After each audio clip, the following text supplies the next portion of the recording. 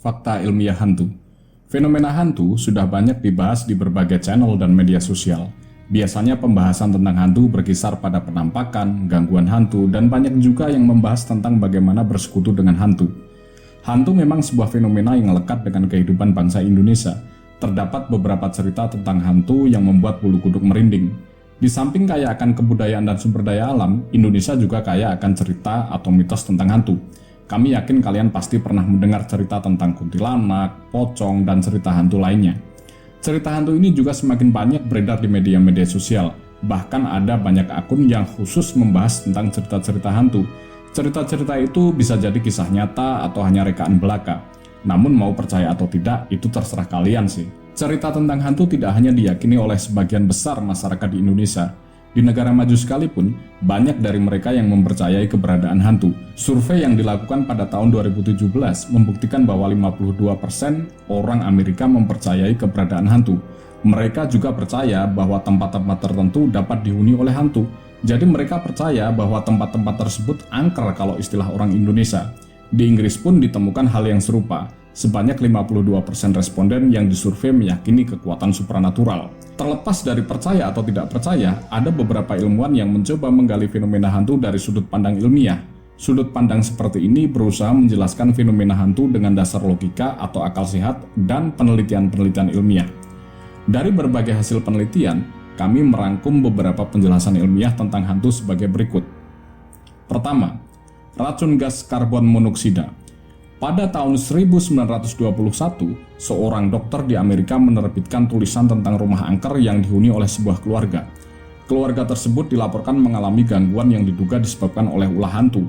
Gangguan tersebut sangat umum ditemui pada rumah yang konon katanya dihuni oleh hantu, seperti penampakan, suara-suara misterius, dan benda-benda bergerak yang diduga digerakkan oleh hantu. Setelah diselidiki, ternyata penyebab gejala-gejala misterius tersebut berasal dari perapian rumah.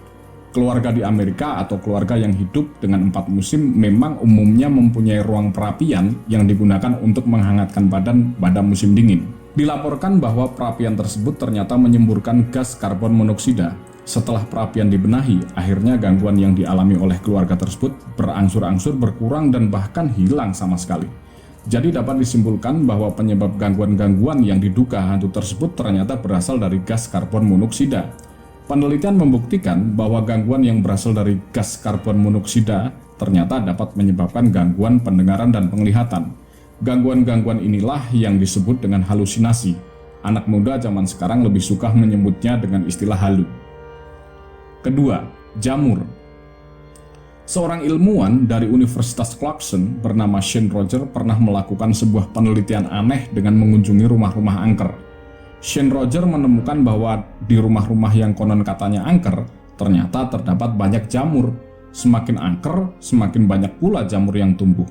Penelitian membuktikan bahwa jamur tertentu memang dapat menyebabkan gejala-gejala dihantui seperti ketakutan misterius dan demensia. Namun Shane Roger tidak berani menyimpulkan bahwa keangkeran rumah-rumah yang ditelitinya berasal dari tumbuhnya jamur. Dia hanya menyimpulkan bahwa rumah-rumah yang angker biasanya terdapat banyak tumbuhan jamur. Semakin angker, semakin banyak pula jamur yang tumbuh. Ketiga, suara frekuensi rendah. Suara berfrekuensi rendah ini juga dikenal dengan istilah infrasound. Suara jenis ini tidak dapat didengar oleh manusia karena ia berada di bawah garis batas frekuensi suara yang dapat didengar oleh manusia. Namun hewan tertentu seperti gajah dilaporkan dapat mendengar suara pada frekuensi ini. Suara frekuensi rendah ini telah lama digunakan oleh manusia untuk kepentingan tertentu seperti mendeteksi gempa bumi. Bahkan pada Perang Dunia Pertama, suara frekuensi rendah ini digunakan untuk menemukan lokasi alat tempur berat. Pada tahun 1980, seorang laboran bernama Vic Tandy menemukan bahwa suara frekuensi rendah tersebut dapat menyebabkan keangkeran. Kisah ini dimulai pada saat Vic Tandy bekerja di laboratorium tempatnya bekerja. Laboratorium ini dikenal sangat angker karena rekan-rekannya merasakan gejala aneh seperti perasaan tidak nyaman dan gejala-gejala lain seperti yang dirasakan saat memasuki rumah angker. Vic Tandy juga merasakan hal yang sama. Bahkan menurutnya, ia pernah melihat penampakan hantu. Pada suatu saat, ia secara tidak sengaja mematikan kipas angin yang berada di laboratorium tempatnya bekerja.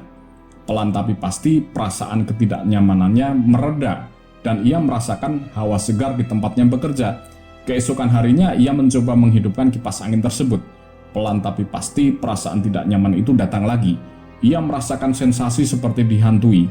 Ia pun lalu berkesimpulan bahwa keangkeran laboratorium tempatnya bekerja disebabkan oleh kipas angin.